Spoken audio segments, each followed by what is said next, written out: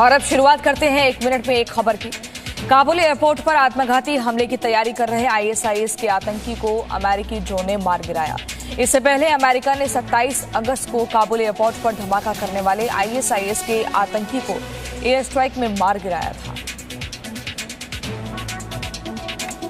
America ने अफगानिस्तान में Islamic state आतंकियों पर फिर ड्रोन हमला किया है। काबुल में कल किए गए इस ड्रोन हमले में अमेरिका ने काबुल एयरपोर्ट पर आत्मघाती हमले करने जा रहे आतंकी को मार गिराया। इससे पहले अमेरिका की सुरक्षा एजेंसी ने काबुल एयरपोर्ट पर आतंकी हमले की आशंका जताई थी और कहा था काबुल एयरपोर्ट पर यह हमला 24 से 36 घंटे में हो सकता है, जिसके बाद सेना पूरी तरह से अलर्ट थी। और जैसे ही सेना को आत्मघाती हमलावर के एक घर में छिपे होने की पुख्ता जानकारी मिली, अमेरिकी सेना ने आतंकियों पर ड्रोन स्ट्राइक कर दी और जिसमें काबुल आईएसआईएस के आत्मघाती हमला करने वाले आतंकी मारे गए, जिसमें एक बच्चे के मारे जाने समेत 3 लोगों के घायल होने की खबर है। जिस पर यूएस सेंट्रल कमांडर ने बताया कि इस ड्रोन स्ट्राइक में कोई आम नागरिक नहीं मारा गया है। साथ ही साथ ये भी कहा है कि इन खबरों पर एसेस कर रहे हैं। अफगानिस्तान में तालिबानियों को मान्यता दिलाने के लिए पाकिस्तान बड़ी तेजी से दिख रहे हैं। इसलिए पाकिस्तान के विदेश मंत्री शाह महमूद कुरैशी लगातार तजाकिस्तान, उज्बेकिस्तान, तुर्कमेनिस्तान, ईरान का चक्कर काट रहे हैं ताकि तालिबान राज को मान्यता मिल सके। लेकिन किसी भी देश ने तालिबान पर अपना रुख साफ नहीं किया। अफगानिस्तान में तालिबान के कब्जे के बाद से वहां पर हर दिन हालात बदल रहे हैं। कभी अफगानिस्तान से तालिबान की क्रूरता की तस्वीरें सामने आती हैं, तो कभी तालिबान के कमांडर देश में सुरक्षित वातावरण देने की बात करते हैं। और इसी बीच तालिबान को मान्यता दिलाने के लिए पाकिस्तान के विदेश मंत्री शाह महमूद कुरैशी दुनिया भर के कई देशों के चक्कर लगा रहे हैं। एक मीडिया रिपोर्ट के मुताबिक पाकिस्तान चाहता है कि तालिबान की सरकार को दुनिया के ज्यादातर देश से मान्यता दिलाई जाए और इसके जरिए अपना प्रभाव यहाँ बढ़ाया जाए। और इसीलिए पाकिस्तान के विदेश मंत्री शाह महमूद कुरैशी ने हाल ही में पड़ोसी देश तजाकिस्तान, उज्बेकिस्तान, तुर्कमेनिस्तान और ईरान का दौरा किया था, लेकिन ज्यादातर देश ने तालिबान पर अपना रुख साफ नहीं किया। हालांकि अब तक खुद पाकिस्तान ने आधिकारिक तौर पर यह ऐलान नहीं किया है कि वो तालिबान सरकार को मान्यता देगा या नहीं। तालिबान खुद को बदलने का दावा कर रहा है, प्रेस की आजादी की बातें कर रहा है, लेकिन तस्वीरें बताती हैं कि तालिबान के सारे दावे झूठे हैं। आपको तालिबान का एक नया वीडियो दिखाते हैं जिसमें तालिबान के आतंकी एक टीवी शो में शांति की बात के नाम पर कर रहे हैं टेरर शो। हाथ में AK-47 राइफल और बातें अमन की। ये तस्वीरें हैं अफगानिस्तान के एक न्यूज चैनल की, जहां तालिबान के कमांडर कारी समीउल्लाह बंदूक के साथ अमन की बात करने आए हैं। इन तस्वीरों को देखकर लगता है ये अमन की बात का शो नहीं बल्कि एक टेरर शो है। इन तस्वीरों को देखकर लगता है कि तालिबान अपने पुराने ढर्रे पर लौट रहा है। अब आपको अमन की बात को टेरर शो बनाने वाले आतंकी का इंटरव्यू सुनाते हैं। बिस्मिल्लाहिर्रहमानिर्रहीम।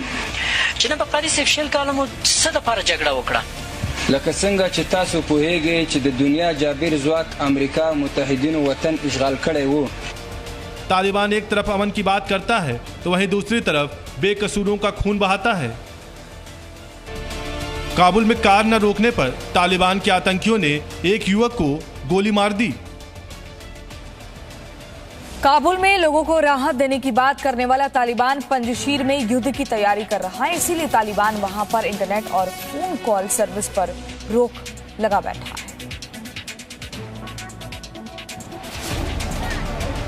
काबुल एयरपोर्ट खाली करने के लिए अब महज 2 दिन का वक्त बचा है।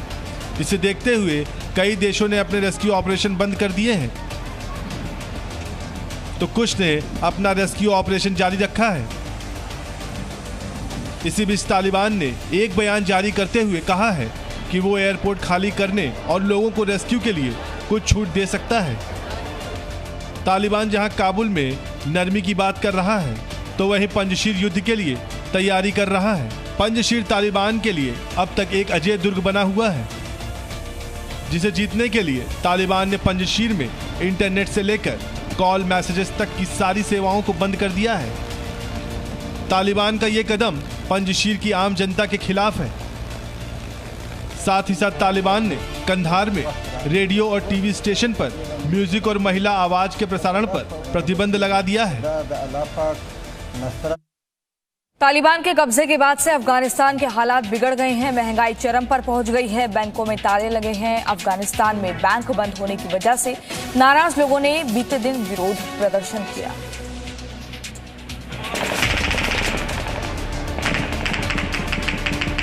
अफगानिस्तान के लिए दुनिया के कई देशों में मदद की मांग उठ रही है, क्योंकि अफगानिस्तान में मानवीय संकट की स्थिति गंभीर है। सब कुछ सामान्य करने का दावा करने वाला तालिबान लोगों को उनकी पहले जैसी आम जिंदगी भी नहीं दे पा रहा है। अफगानिस्तान में बैंक बंद होने की वजह से नाराज लोगों ने कल विरोध प्रदर्शन किया। सैकड़ों की तादाद में लोग सड़कों पर उतरे।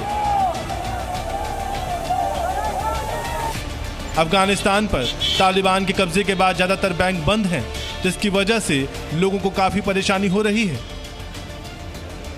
कई दिन से एटीएम और बैंक के बाहर लोगों की लंबी कतारें दिखाई दे रही थीं,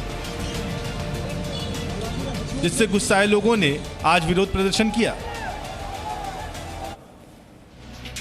कांग्रेस में पंजाब और छत्तीसगढ़ के नेताओं के बीच जारी खींचतान लगातार बढ़ती जा रही है, जिसे रोकने के लिए आलाकमान ने दोनों राज्यों के कांग्रेस प्रभारी को विधायकों से मिलने के लिए पंजाब और छत्तीसगढ़ भेजने का फैसला किया। कांग्रेस पार्टी में इन दिनों कई राज्यों में अंतर्कलह देखने को मिल रही है। पंजाब और छत्तीसगढ़ की कलह तो दिन प्रतिदिन बढ़ती ही जा रही है। कुछ दिनों पहले ही दोनों राज्यों के सीएम ने कांग्रेस आलाकमान से मुलाकात की थी। इसके बाद कांग्रेस आलाकमान ने साफ कर दिया था कि अभी राज्यों में किसी तरह का कोई परिवर्तन नहीं होगा और दोनों ही राज्यों में मुख्यमंत्रियों के नेतृत्व में ही चुनाव लड़ा जाएगा। इन दिनों पंजाब कांग्रेस में अमरिंदर सिंह और नवजोत सिंह सिद्धू के बीच खींचतान जारी है, तो छत्तीसगढ़ में मुख्यमंत्री पद को लेकर मुख्यमंत्री भूपेश बघेल और स्वास्थ्य मंत्री टीएस सिंहदेव आमने सामने हैं। छत्तीसगढ़ और पंजाब में कांग्रेस पार्टी में मचे बवाल के बीच दोनों राज्यों के प्रभारियों को विधायकों और मंत्रियों की राय लेने के लिए भेजा जा रहा है। मंगलवार को छत्तीसगढ़ के प्रभारी पीएल पुनिया रायपुर में, तो पंजाब के प्रभारी हरीश रावत चंडीगढ़ जाएंगे, जहां वो विधायकों और नेताओं से उनकी राय लेंगे और कांग्रेस आलाकमान को अवगत कराएंगे। जम्मू में आजादी का अमृत महोत्सव के तहत एक कार्यक्रम के दौरान एनएचपीसी के अध्यक्ष प्रबंधन निदेशक के सिंह ने सेवा भारती एनजीओ को एम्बुलेंस के साथ कई अन्य जीवन रक्षक उपकरण बांटे।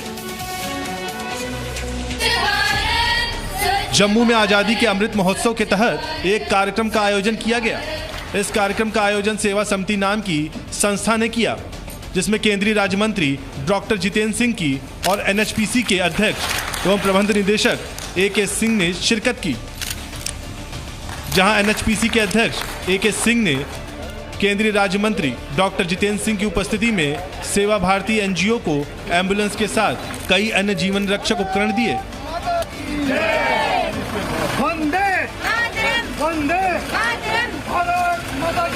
अमृत महोत्सव का जो चल रहा है कार्यक्रम पूरे देश में, उसमें एनएचपीसी भी बहुत बढ़ चढ़ कर भाग ले रही है और इस मौके पे हम लोगों ने एक एम्बुलेंस भेंट की है, जिसमें हर तरह की सुविधाएं हैं जो महामारी कोविड की चल रही है उसमें काफी काम आएगी। अगर जो फेज 3 की हम बात, पूरे देश में आज कृष्ण जन्माष्टमी का त्योहार बड़े धूमधाम से मनाया जाएगा, जिसके लिए तमाम जगह तैयारियां की गई हैं। मंदिरों को फूलों और लाइटों से सजाया गया। वहीं आज कृष्ण जन्माष्टमी के अवसर पर यूपी के सीएम योगी आज मथुरा और वृंदावन जाएंगे।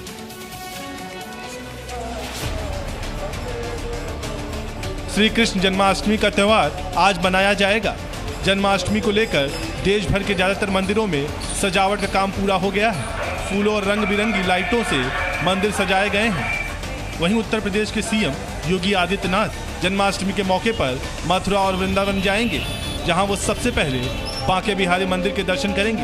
दर्शन के साथ साथ योगी आदित्यनाथ रामलीला मैदान में हो रहे ब्रज तीर्थ विकास परिषद द्वारा आयोजित श्री कृष्ण जन्माष्टमी कार्यक्रम में शिरकत करेंगे, जिसके बाद वे लोगों को संबोधित करेंगे।